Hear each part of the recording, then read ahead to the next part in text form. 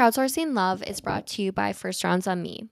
First Rounds on Me is a dating app that I love that encourages you to actually go out on dates so you can create a real, genuine connection in person rather than trying to through your phone screen. First Rounds on Me is great because it cuts out all the small talk and helps plan your first date. You can only have one date per day, and you can only chat with your date 12 hours before your date starts. No more pen pals. Go out and get to know someone in person. Lately, I've been meeting a ton of people new to New York City, and they keep asking me which dating app they should download. And I tell everybody to download First Rounds on Me because it's just so efficient. Everyone's busy in New York City. It's about to be summer, and no one has time to just sit on their phones and message back and forth a million times. So download First Rounds on Me by going to the App Store or by clicking the link in the description below. Hello and welcome back to Crowdsourcing Love. I'm your host Marin, and I'm in a bit of a dating rut right now. I'm currently not having a hot girl summer, and I feel like it goes back to my confidence levels. I've had private conversations with multiple girlfriends, and people are thinking about body image and size now more than ever. The media is skewing back towards a very thin ideal, and although I don't want to judge that as good or bad, I just want to say it's a very real thing. And so if you're feeling the pressure that comes along with seeing those images and comparing yourself to them, just know you are not alone. On this week's episode, I have the one and only Tiff Baira. Tiff is New York City's official Tik Tok Cupid and star of Match Me in Miami. Tiff and I discuss how to build your confidence and your standards in dating and how important the stories we tell ourselves truly are. This is such an important episode, and I'm so grateful to Tiff for being so open and honest about her journey. So without further ado, enjoy the episode, and please rate, review, and subscribe if you have a few extra moments. All right, welcome back to Crowdsourcing Love. I have Tiff Baira with me. Hi, Tiff. Hi, so happy to be here. I'm so happy you're here. How have you been? There's so much that's changed in your life since I've last seen you. Oh my gosh, I know, because we had such a beautiful night at the Lindsay Lohan premiere. Can we like talk about instantly that? like became besties. We're like, okay, let's go to Soho House. Like, let's. This girl. But no, it's been good. Just I have a new reality TV show coming out this Friday, Match So Me in exciting. Miami. Okay. And been doing Street Hearts. So, those kind of been my two major things. Yep. So. You've been busy on dates? I have been busy on dates. I mean, I'm just trying to catch up with you. I feel like you're like the queen of dating in New York City.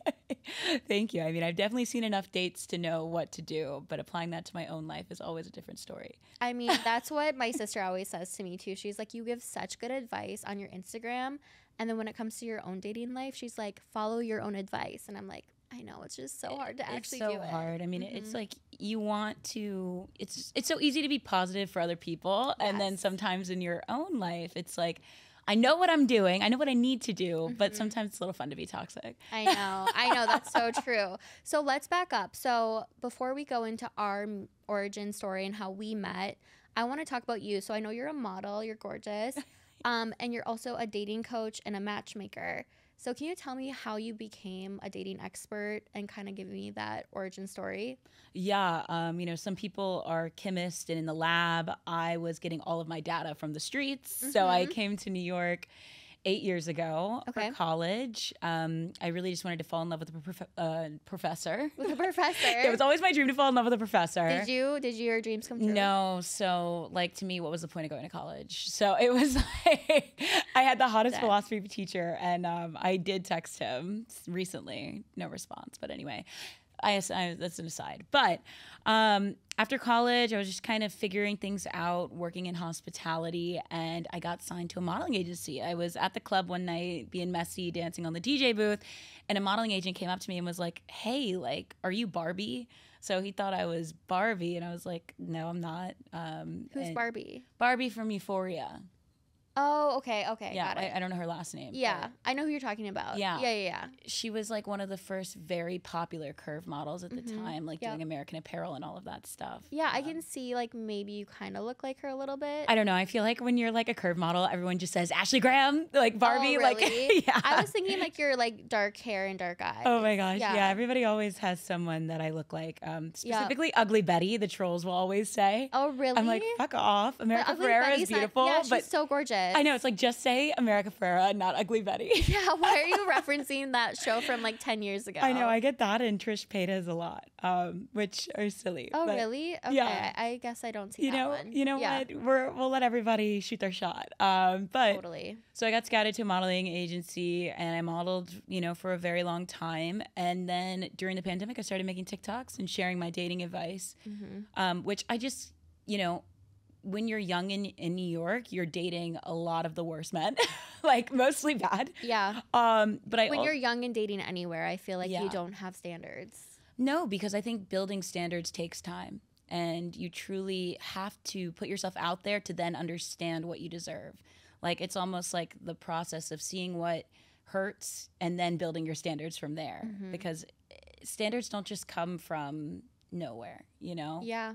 It's like you have to build constantly what you deserve. And it always changes as well, Yeah. No, and I feel like even like behaviors, like you have to kind of rinse and repeat because you can like intellectually know like these are my standards, but then it's very different to actually enact those standards. Well, yeah, because standards is always contingent on things like loneliness and, social pressure. Like, it's easy to be like, I'm a bad bitch, I don't need anybody. And then all your friends are getting cuffed up and you're like, oh, this guy, he only calls me at 4 a.m. Like, maybe he could be the one. Yeah. So you start playing the excuse game with yourself and then your standards go from like the Empire State Building to below sea level. So, I feel like it's been a long journey for me to understand what I deserve. And now I feel like I'm at the state of, I'm at the point in my life where I know what I deserve.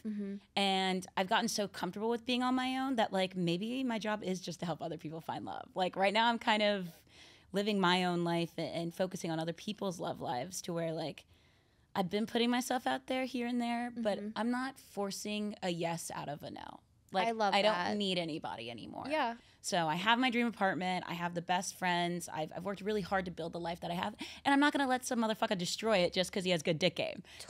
No, I mean, retweet that. Protect your peace, babe. Protect your peace. And if somebody's like interfering with your peace, they're not your person. No. Get rid of that person and just keep moving. We've been conditioned to believe that that's butterflies when really it's just someone not treating us with respect. That anxious feeling, that uncertainty, that's not someone that, is cute and romantic. It's someone that's not actually giving you what you need. Yeah. So I've learned no matter how cute, no matter how rich, no matter the portfolio, if he's not making me feel like the dream relationship, I don't need the dream man.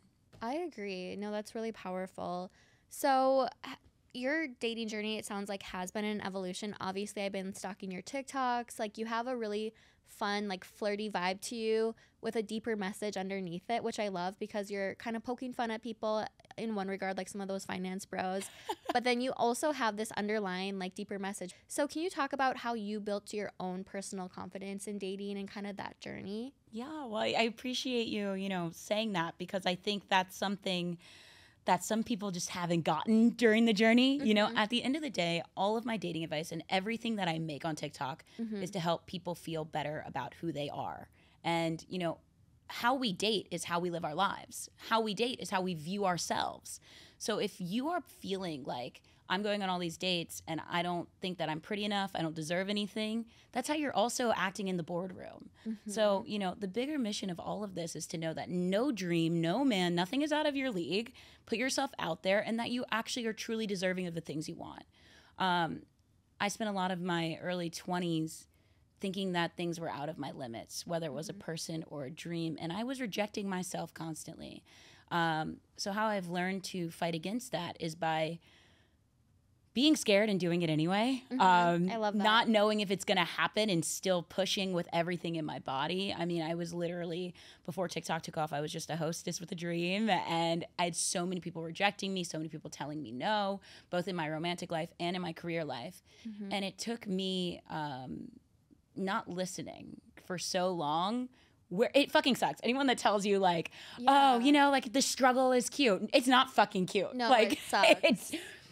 It's always the question, are you going to let other people decide how your life goes? And I got to a point where I was like, I'm tired of playing by everyone's rule books. I don't want to be perfect. I don't want to be this perfect model. I don't want to change myself consistently just to get people to like me. And the moment I did that, the moment I started to understand that like who I was something that was not weird but unique, everything took off. Yep. So it's all a mindset shift. So for me, building my own confidence was realizing that it's all relativity. There could be 100 people in a room right now. 5 of them won't like me. 1 of them will think I'm so hot. Someone thinks that I look like Shrek's toe. Like there is no one way to live, and there's no one opinion that's going to define me except my own. And that goes for everyone, right? Not everyone's going to be for you. And so you just have to find those people who are and not reject yourself first, like you said. Exactly. Like, why would you want to be liked by everyone? Like, name one fucking thing that everyone likes. Like, what? The Office? Like, anything. Like, and then it becomes benign. And I think at the end of the day, you can't live a life fully without caring about other people's opinions. But I do think prioritizing your opinion about yourself has been life-changing for me. And, you know, realizing that you're not better than anybody else, but no one's better than you. So I always used to put people or men on a pedestal being like, oh my God, he has a 6-pack and he likes me. Like, and then I start to put myself down. Yep. And now I realize like, I want hot daddies to go down on me. Like, I'm not going to be going down on myself. Like, I'm not going to be putting myself down anymore, because once you understand that, like, yeah, they're hot, but so are you.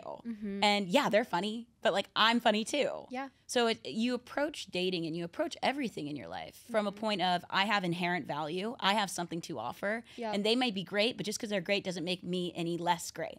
So it's more of the approach of sharing your value rather than putting yourself down when you see someone that might, you know, make you a little insecure. Yeah. And I do really feel like dating is a mindset game.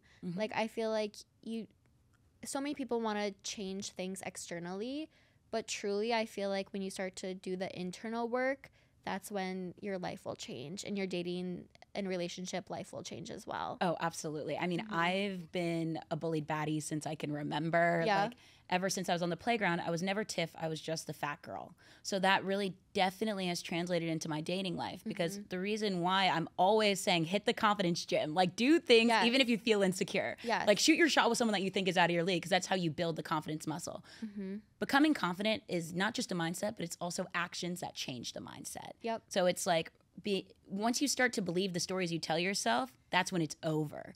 So when I was convincing myself that I was just a fat girl that nobody liked, I was living that energy. To where now I would never put myself down in any way. If someone, I mean, I still get made fun of all the time. People are calling me the worst. Yeah. That's why I don't go on Twitter. Oh my God. I mean, everyone's like, she's old, she's washed up, like she's past her prime. And I'm like, I just don't pay attention to it because I know I'm fucking awesome, you know? And I love what you say, pay attention to, because people's opinions only has value if you give it to them. Oh, that's so true. So it's like, people can be saying a million things, whether it's like you're great or you're the worst. So it's up to you to choose who you're going to listen to. Are you going to listen to your critics or your fans? Ooh. And I've chosen to be the best fan of myself, even when it's not easy. And even when I have critics all the time, whether it's my looks or my comedy or whatever the fuck it is.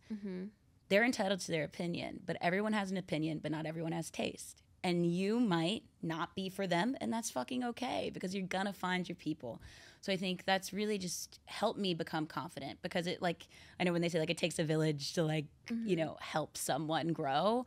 I think that's also when it comes to your confidence. Surround yourself by people that love you as much as you want to love yourself, you know? Because as someone that's been deeply insecure for most of my life, and still, it's always, confidence is not a destination. And anyone that tells you that is full of shit. Oh yeah, and I'm working on it constantly. Oh yeah, too. Like yesterday I literally cried after getting rejected, but I'm here today to slay. So it's like, love it. It's like, feel your feels, but don't define yourself by those feelings. Yep. Nope, I love that. My next question is, what do you do when you're confused if someone likes you? What's your go-to? I always say, like, dating is not that I always say that dating is not that complicated. You know, you don't need to be Nancy Drew. It's not a riddle. Find out the answers for yourself. So if you're confused if someone likes you, do what's in your power to find that answer yourself. Okay. So, for example, this guy yesterday, we've been friends. We've been hanging out for a while.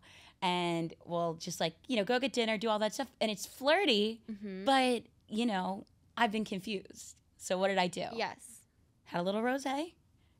And I just said, yeah.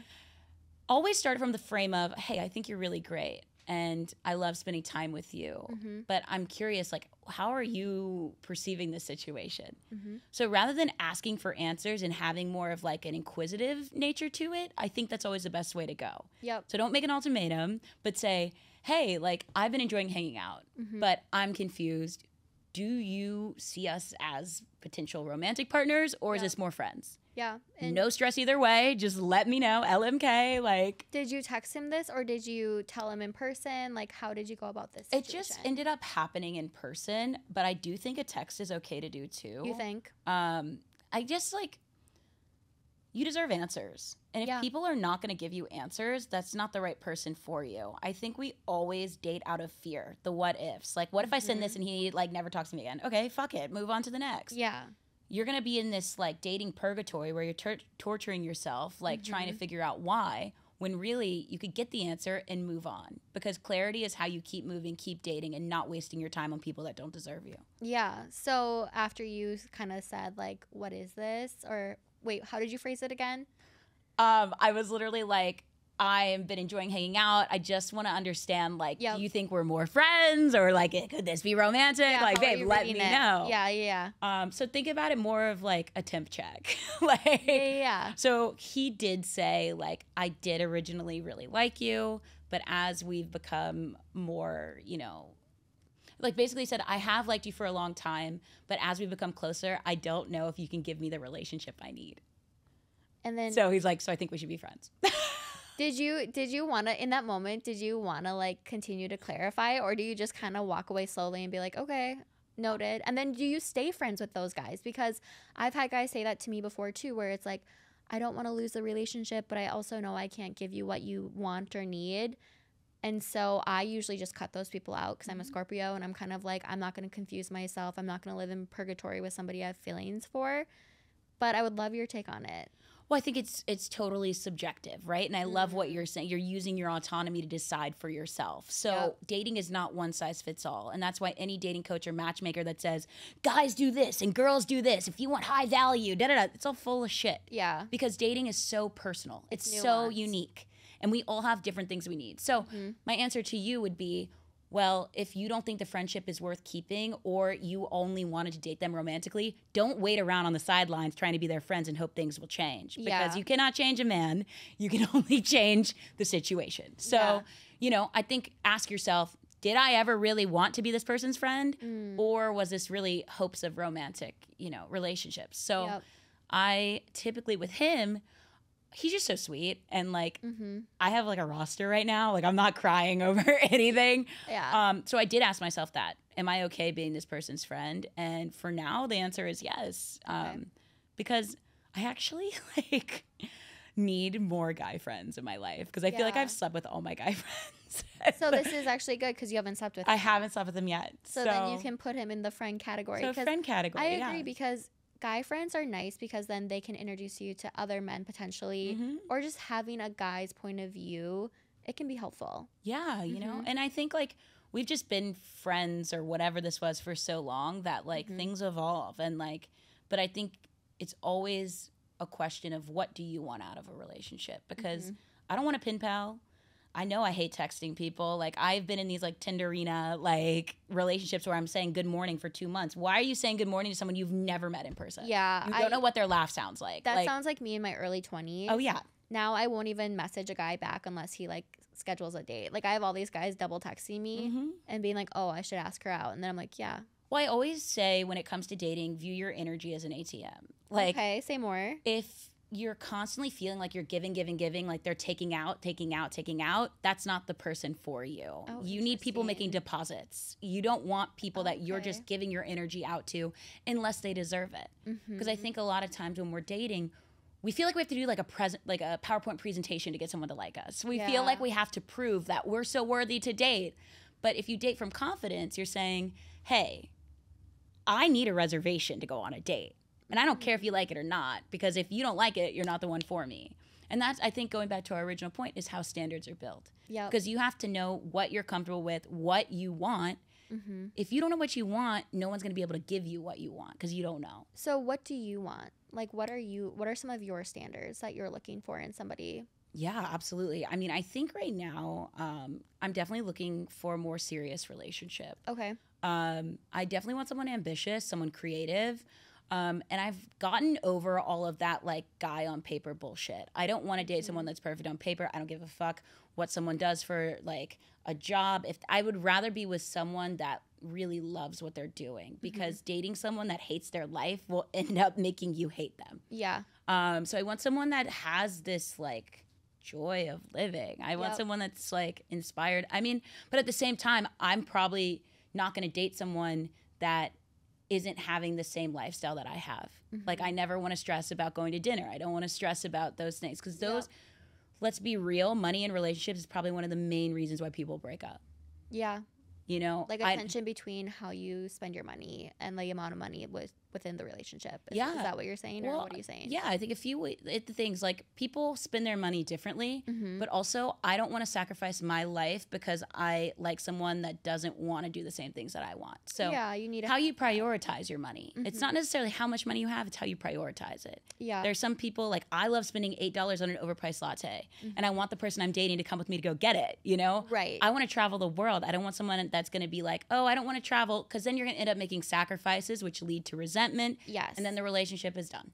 Yeah, no, I agree. That's a really good point. And even, like, myself, like, I used to date a guy who I felt like was spending his money a little too frivolously, where it was like he was getting tables on tables. And I'm like, we don't need that many tables. Like, you know what I mean? I'm like, Can we just have, like, the dinner table at home? Yeah, like, I was like, it's nice occasionally, but I also don't want to feel like I'm with somebody who's financially irresponsible either. So it's like towing that line of indulgent but also responsible. And I think that's why, going back to our point, it's all so personal, and there's no shame in what you want. I think the biggest message when I work with my clients is that be unapologetic about what you want.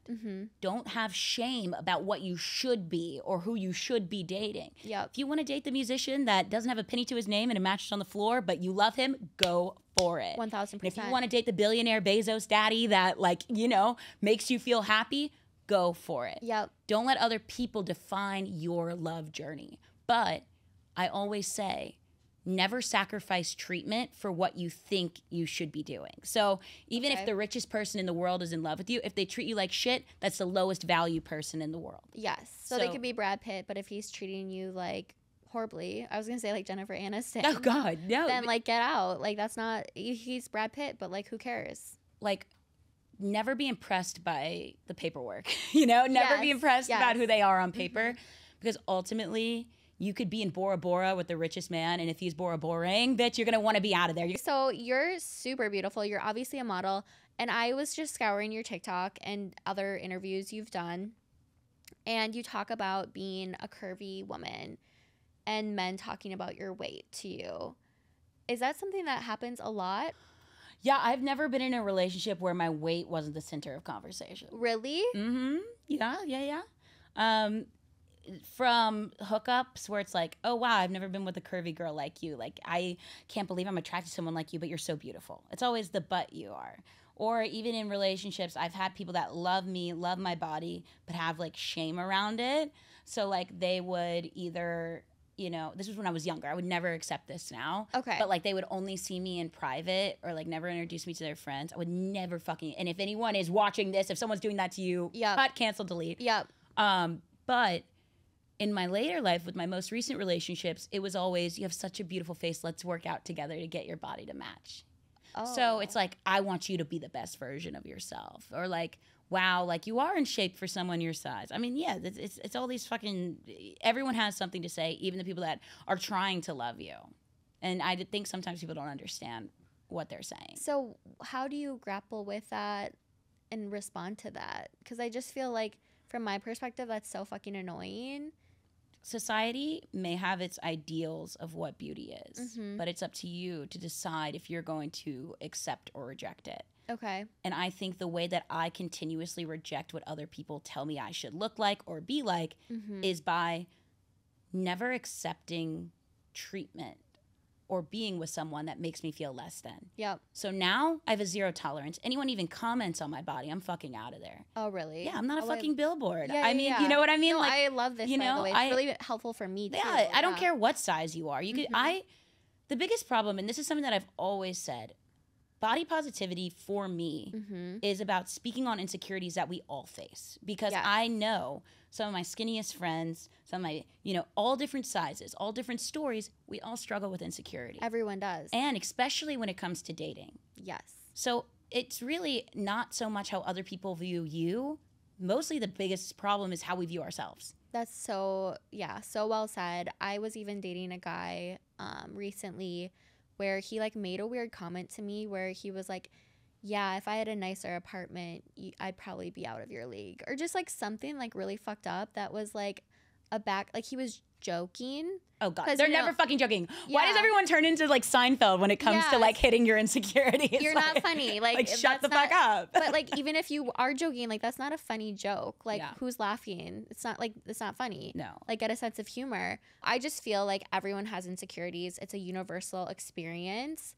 And it's just so nice to have someone like you who can discuss like how you overcome your insecurities and project so much confidence, because I think you're empowering women everywhere of all sizes. Well, I mean, I hope so, in the sense that like I want to be someone that's sharing the growth. I'm not here to tell you that I'm perfect and that I've grown totally. No, yeah. The thing is that we need more people sharing their insecurities so that people don't feel like they're alone in this. No matter what you look like, no matter where you're starting from, no matter what you want out of life, being able to amplify each other's stories and create this whole community of people that are not letting their insecurities stop them is truly what I think I was born to do.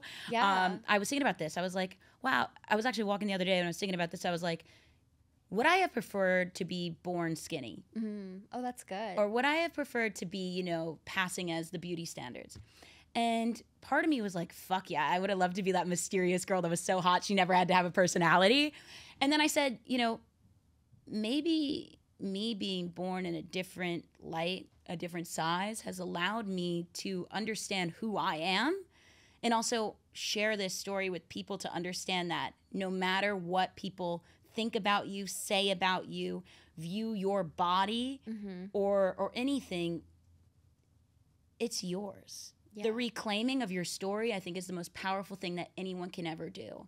And I think for me, I don't want to be loved because I'm a curve model. I don't want to be loved because I live in New York. I don't want these little things to define who I am. I want people to know that I'm Tiff fucking Baira and I'm doing the things that I want, and I want to create it in a positive lens because I think there's space for all of us here, and I think that there's a way for all of us to build our own confidence and build each other up at the same time. Yeah. This whole culture that we grew up in, which is like, oh, she's too skinny, she's too this. I mean, and I think about it in that like the whole, I'm trying to think. I'm thinking of it from when we were growing up. There were all the tabloid culture, where it was like, oh, Brittany gained 20 pounds, she's so big, or she lost. Simpson, like her jeans, When we grew up, it was in a time where women had to consistently be under, scrutiny. And even when it came to clothing sizes like Abercrombie, I will never forgive Abercrombie, to be honest. I know they have all the size inclusion. I'm happy. I love that brands are doing size inclusion. I want as much size inclusivity as possible. But I don't fucking forget. No. I will never forget crying in the Abercrombie dressing room. I will never fucking forget. And I think the thing is like, coming up in that time and being the outlier, like I literally wasn't able to shop in the women's section probably until I was 18, 19. That's where like my love for vintage really came. Oh, okay. Because I was shopping in the men's section. Okay. So, I love that there's so many options now, but I do think those are parts of history that we can't forget. Yeah. And I don't think that they're gone. If you look at Ozempic culture, if you look at all of this, it's not something that you can just say, oh, wow, there's like a size 14 pant now for sale.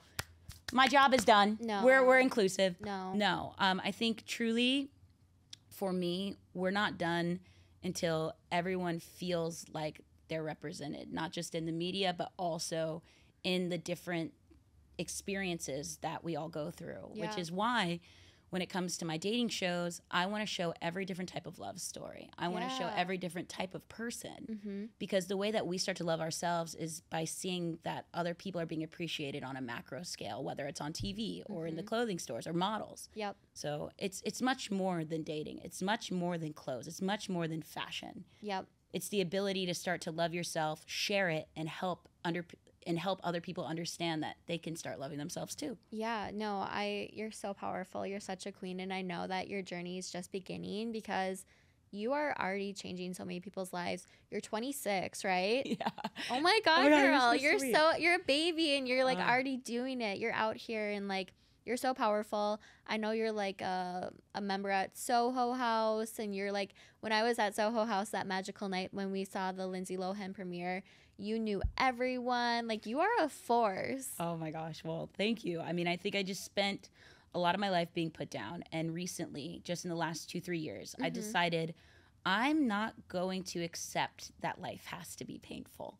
You know, I've changed my perspective a lot, where it's like, by leading with positivity, by leading with this gratefulness, it's changed. And I've really gotten into my wellness attitude and all that. I'm like, I'm a wellness girly now. I follow you on Instagram, and you are like going to your soul cycles, you're listening to your podcast, like you're doing all the things. Like Jay Shetty and meditation and all these different people have helped me understand that like a lot of shitty things happen and then things are not always great.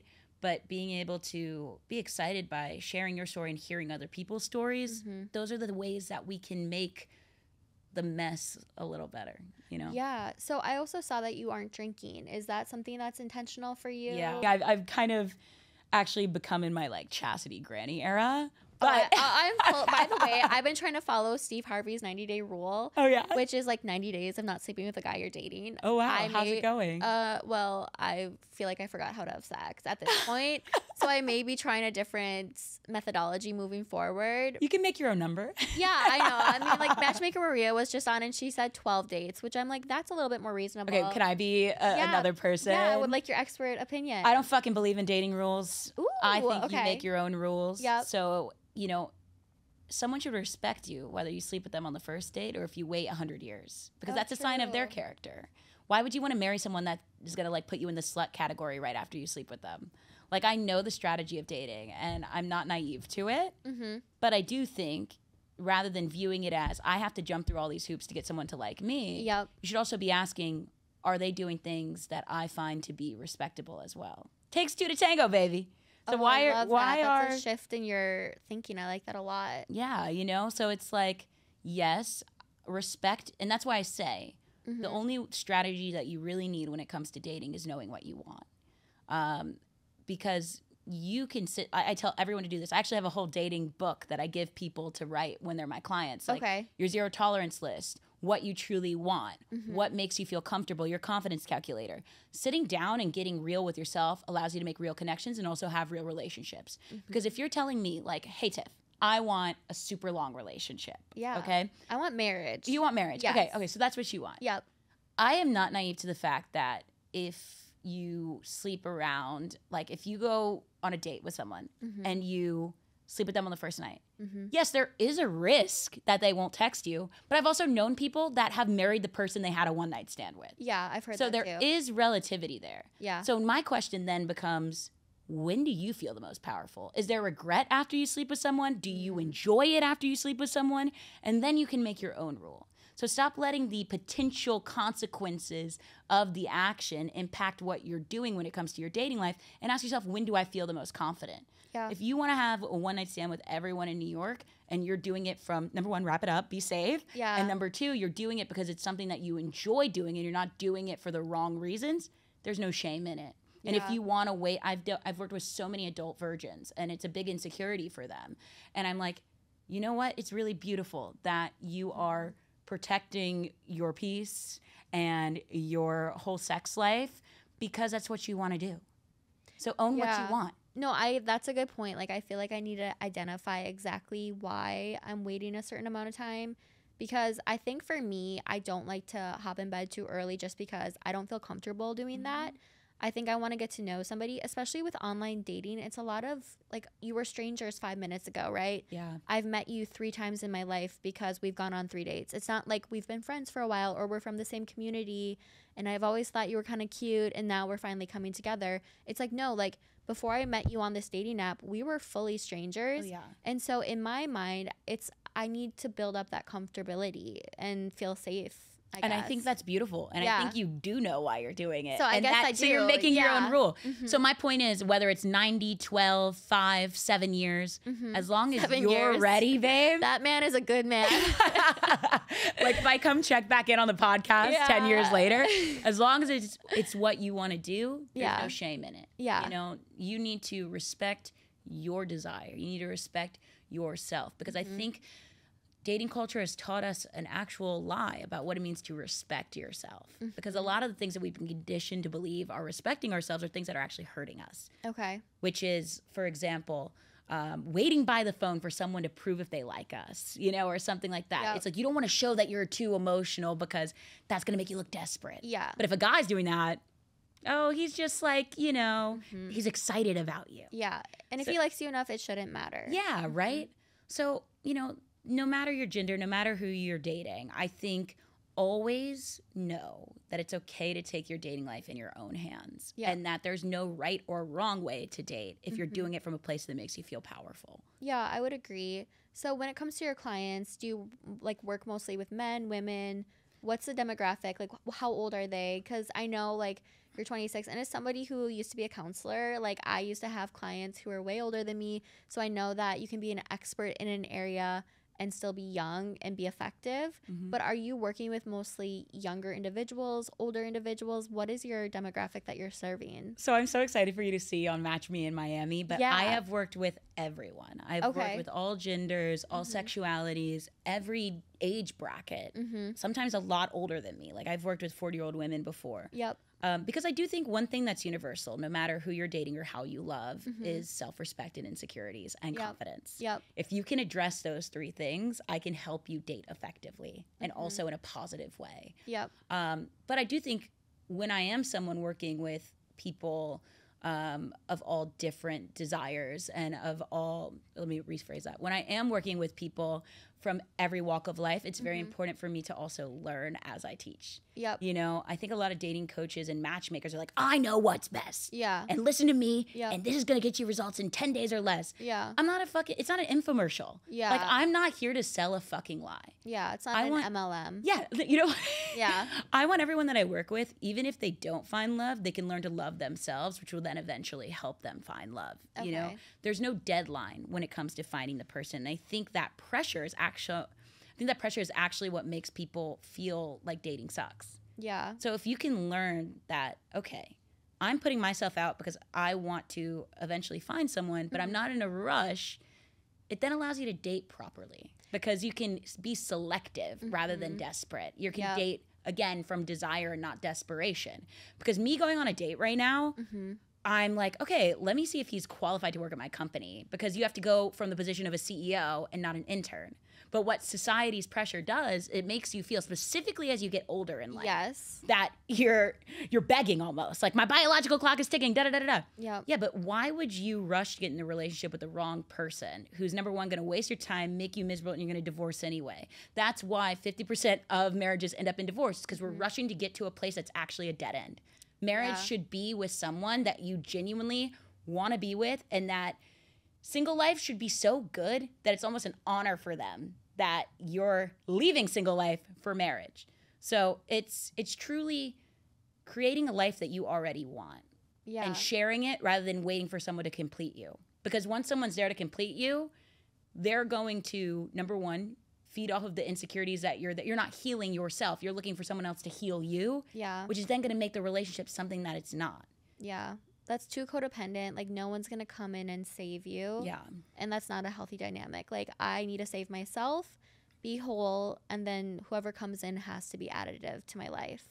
Absolutely. And I think enjoying your single years is all about growing, but also healing. learning how to be the mother to yourself before you date someone that wants you to be their mother. You know, like learning how to date yourself, love yourself, understand what you really want allows you then to go into a relationship that's on the same plane, you know? So what do you tell your 40-year-old clients? Because I have followers of all ages and demographics, but I know a lot of people, you know, they feel like their time has passed and they're 40 years old and they're not in a relationship yet and they always wanted marriage, they always wanted kids. Like, what are some of the mantras or the frames of mind that you tell them to kind of slow it down?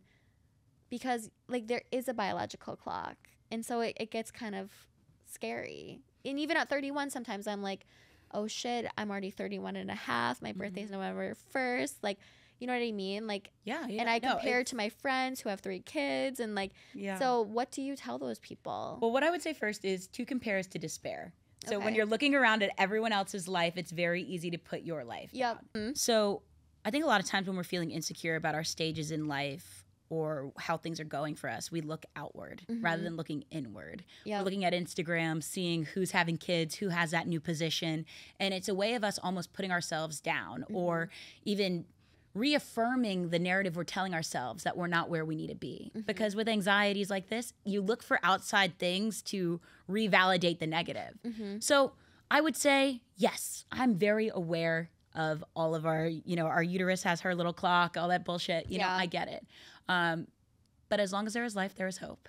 And it's so important to use your own ability to explore your options. So there's, you know, you can freeze your eggs, you can adopt, you can understand what you really want. And now there's so many different ways to have a family. There's so many different ways to have love, you know? So I think in times where you're feeling insecure that you're not in the right place at the right time, number one, listen to Vienna by Billy Joel. Love it. I want to go home and listen to that right now. Slow down. You're where you need to be. Things are going to work out. But you have to also take action. So if you're telling me, if my client's 40 years old and she's complaining that she is not meeting anyone, and Miss Ma'am has not left her house since 1972. She's not going out on dates. She's not putting herself out there. Then I'm going to be, you know, a little, you know, side-eyeing her. Because, yes, you're where you need to be. But you have to identify the things that you want and actively chase them at all times. There's no way. If you're complaining, it's time to change it. Like, that is truly how I believe in all aspects of your life, you get where you need to go. So I can't promise you that, like, the person you love will pop out of nowhere and that you'll be able to have, like, 20 kids by tomorrow. But you should at least find peace and solace in the fact that you're doing everything and you're in control to make it happen. So you're downloading the dating apps, you're meeting with a matchmaker, you're doing what you can to put yourself out there. Yeah, exactly. I mean, I think dating is also like fitness. I think dating is also like all these different things when it comes to business. It's like you see the rewards of the things that you water. So if you're saying that you're tired of being single, download the apps. Stop complaining about things that you could possibly change. I can't guarantee you that the results that you want will happen, but I am a firm believer that if you don't quit, you can't lose. So it's like, if you go on dates for the next 2 years, you're going to meet someone you like. You are. Or at least the chances are a lot higher than you sitting at home, you know, watching the Taylor Swift Eras tour on TikTok all night. Like, you need to be able to utilize your ability to change because it's all possible. So, but you have to believe it's possible. You have to put yourself out there and act. You know, I whether you call it manifesting, visualization, or whatever, envision the person that you want to be and start acting like it. And it might feel like you're being like a little bit of an imposter, or you might feel like it's just, what the fuck am I doing? But I do think not necessarily fake it till you make it, but act on the things that you want now, even if the outside world isn't giving it to you yet, because that's how you're going to find your way. But you won't find your way by, you know, accepting that it is what it is, because you can change it to what it needs to be. I think that the key takeaway for me is just like action and actually like taking steps to get out there. Even during my 28 dates in February, I was just telling my friend this. I had like 5 different guys during the challenge where I was like, oh, he might be the one. And it was like I went from having a roster of 0 to having a roster of like 5 solid guys in a month. And so if that can happen because I took this radical action, and not everyone has to do 28 dates in February, but if my action can lead to that, and like that instilled a lot of hope in me, because I thought there was no one for me, and then I had a crush on 5 different guys at the same time, and I was like, who am I gonna choose? Like I kind of became my own version of the Bachelorette. Hot. And I feel like people need to adopt that. Like you can do it too. Anyone can do it. I'm not like this like crazy abnormal person. I'm just a normal girl who applied myself. Yeah. And you know, I think it's so amazing what you did, because it shows 2 things. It shows that like when you're open to life and you're not scared of rejection, anything is fucking possible. And then on top of it, it also shows that dating is truly just a numbers game. Like I'm a daddy economist. Like it's the NASDAQ bitch. Like I am telling you. Yeah. It's luck and location, and also just putting yourself out there. But there's no growing without rejection. Yes. You know, I always say a rejection a day is a slay. And I get rejected. I literally did yesterday, cried about it, felt like shit, but I'm back, okay? Put a do your Dyson hair, like put on some makeup. Good. Oh yeah, well, when you feel like shit, always look good. Yes. Honestly, like even like little things like getting ready in the morning and stuff like that helps me, because it like makes me feel good. So then when I feel good, I feel confident, and then I want to put myself out there and go on that date, even if it's like a last minute one. And I think going back, I know I love our conversations because we're always going all over the place. Yeah. But I don't 2 drink. ADD girlies. Yeah, I know. We're like, yeah. I guess I've never really spoken so much about it, but I have pretty crippling anxiety. Okay. And the reason I'm not drinking anymore is because, not because anything terribly bad has happened, but I'm just tired of living life worried. And I've listened to all these wellness podcasts. Like shout out Huberman Lab. Like I love that guy. Okay. But when you drink alcohol, it actually keeps your baseline anxiety higher, even when you're not drinking. So like I've noticed, because I've done like 30, 60 days not drinking, my baseline anxiety on a day-to-day is a lot lower. And even now, like when I was drinking again, having 2 glasses of wine, not even excessively drinking, but when I wasn't drinking, my like anxiety, number 1, was terrible, but then my normal anxiety was a lot higher. It was higher. So, I mean, I say this to really mention that everyone's scared when it comes to dating, and everyone is hurting in some sense. You know, I literally, I never want to create the false narrative that it's easy to get rejected, or that it's easy to love yourself when maybe some people don't love you the way you'd like. It's really difficult. Yeah. And I have insecurities that like, I hope one day will go away. But there's sometimes when I look at myself and I don't think I'm beautiful, but I'm going to go out there and try and be the best that I can be, and almost like make my beautiful. So when you don't feel beautiful, make your beautiful, and find your confidence in all the different avenues of you. So it's like, on days that I feel really ugly, I'm excited that I can like read Aristotle, that I have a philosophy degree, or that I like, I have all these great friends that I really love. So don't find your confidence just in one thing. You know, confidence for me comes from talent. It comes from being able to realize the world that I created and the friends that I have and the people that I love. And a lot of like, one simple thing that I will say is like, stop doing things that don't serve you anymore, because it takes time for you to catch up mentally with who you are now. So it's easy to maintain the habits of things that used to serve you. Like, for example, drinking was something that I always did to feel more confident. And I think that's something that a lot of us don't discuss. Even if you're not like, an AA, stereotypical alcoholic. I'm very similar to you, where it's like I go back and forth with the whole drinking conversation, because I don't have a problem where I need to go to AA, but it's like, why am I drinking? Does it serve me, or does it lead to me being maybe a little bit more sloppy or doing things that embarrass me? Or it doesn't sound like you were doing anything that was embarrassing you. It sounds like your baseline anxiety was higher. Sorry, I'm not trying to put... She's a drunk mess. I know, like it sounds like I'm not trying to put my actions and words into your mouth. No, but yes, we've all been there. But I think everyone's been there. We've all been there. We've all made mistakes. We've all been messy. We've had like, did I really text my ex that? Like, yes. And that's one thing I want to normalize, is that like, you're not alone in that, and nobody is alone in that. But another thing too, truly learning to love yourself is living without safety nets. And to me, alcohol was a way for me to falsely feel confident. Yes. So if I had a date, I'm going to take a shot so that I feel more confident.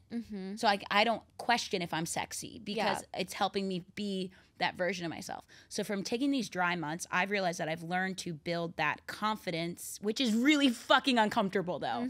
Because I know Tiff, after like, you know, a few shots, I'll go up to any man. I'm like, hello, I'm in my Samantha Jones era. Yes. And when I have learned to build this more, you know, organically and actually from me, it's been a slower burn, but now I'm becoming more confident, you know, just putting myself out there and feeling more. Yeah. You know, I think a lot of us, especially if any of your viewers are in college or, you know, are learning to date for the first time, we all used alcohol to feel like we didn't care when we did. Yeah. You know what I mean? It's a coping mechanism. Yeah. It's It's like, I like, if you're like pre-gaming for a date, which like. I used to do that.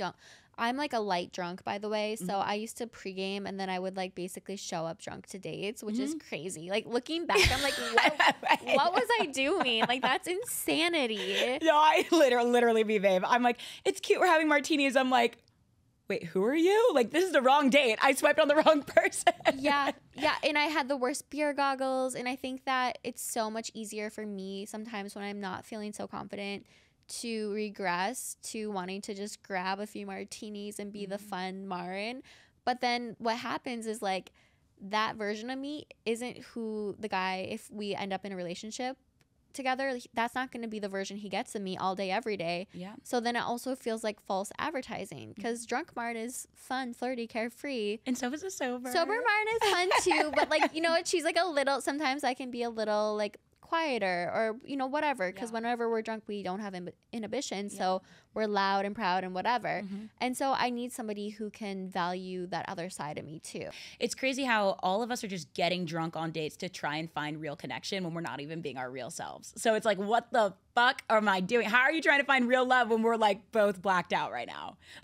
It's bizarre. I don't understand But it. I think again, right? Yeah.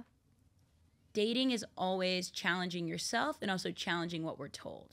So in the same way, that's like, no one's going to save you. You're not Cinderella. Like, learn how to build your own dating life.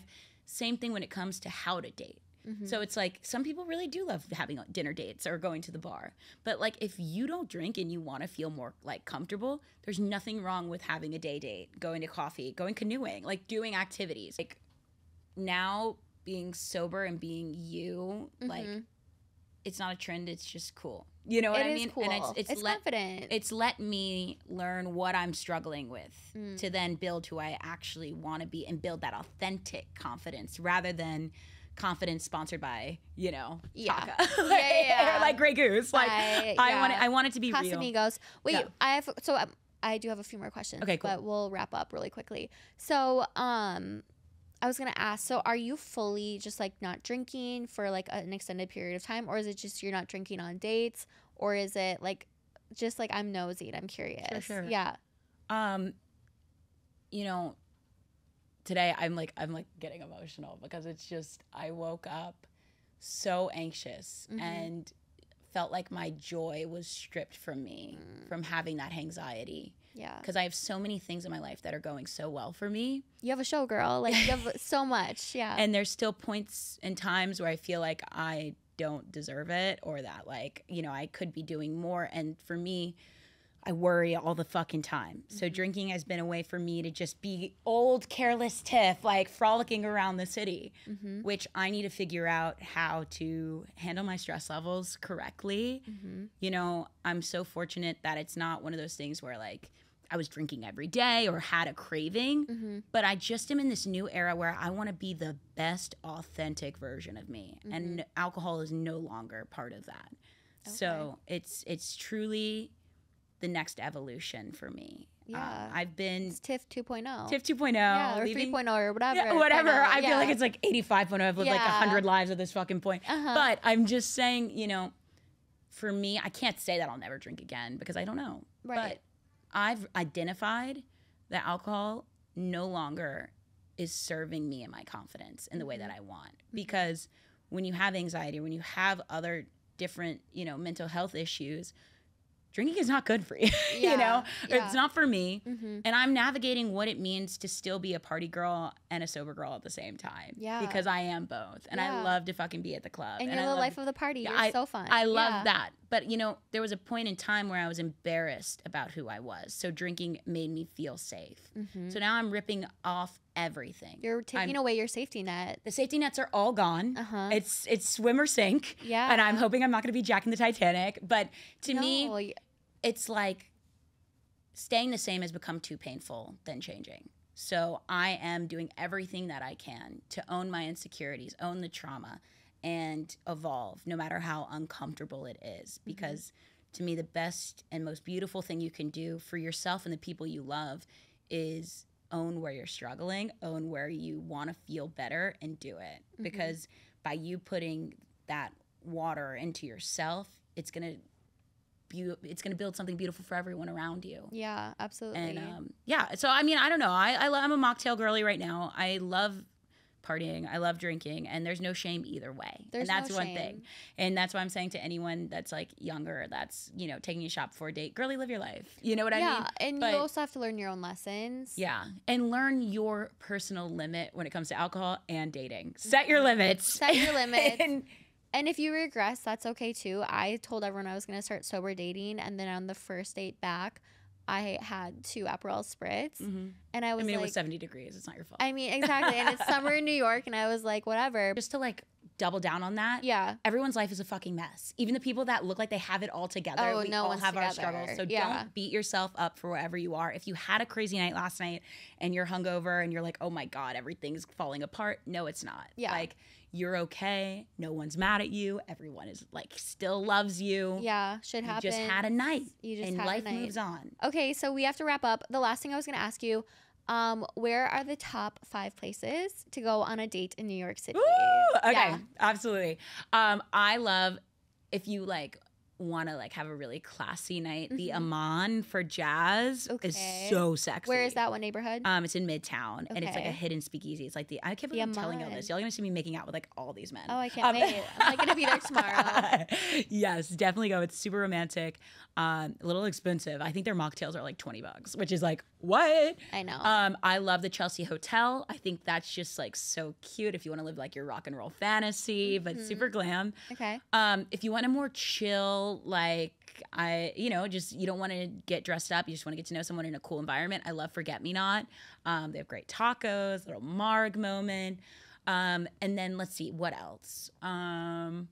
If you want to do a little like dance moment. Yeah. I went on a date to Wiggle Room because they have like a cocktail lounge on the top. That's Lower East? It's in East Village. Okay, so they have like a little dancing, they have like a lounge area on top where it's like nice cocktails. They're actually really good drinks. Okay. And then there's like a dancing at the bottom. Okay. And then, hands down, my favorite place to go on a date is the Nines and go on the weekend. It's hard to get in, but I went there on a date once. Yeah. It was actually really nice. It's so just amazing. And then, I'm trying to think like non-bar, alcohol stuff oriented. If you want to go, think Olio is this like learning community. Okay. But like it's like chill, and they do have drinks and stuff like that. Okay. But like they have different. You can like draw together for breakfast. You know. Cute. It's a learning community. It's a learning community. Where is that located? They pop up all over the place. So I actually used to intern with them because like, there were so many hot guys that like went to it. I love it.